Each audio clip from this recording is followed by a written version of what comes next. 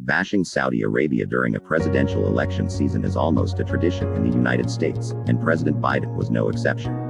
Emboldened by domestic outrage over the murder of the journalist Jamal Khashoggi and the Saudi-led intervention in Yemen, Mr. Biden went further than his predecessors by calling Saudi Arabia a pariah state. That was miscalculated. With the war in Ukraine sending energy prices higher and China cementing more alliances in the Middle East, Mr. Biden is traveling thousands of miles to attempt to repair a relationship that has reached a nadir in its 80-year history, arguably even worse than after the September 11, 2001 attacks. Mr. Biden sought to justify his visit to Saudi Arabia this week in a Washington Post opinion essay, saying his aim was to reorient, not rupture, relations. Yet no justification for his visit to the kingdom this week can erase the truth. It is a defeat for Mr. Biden and a personal and political triumph for Crown Prince Mohammed Bin Salman, or M.B.S, as he is popularly known. But it does not have to be a defeat for the U.S. Saudi relationship.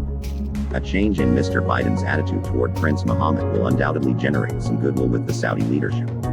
The question is, what will Mr. Biden choose to make of this renewed opportunity to reset the relationship?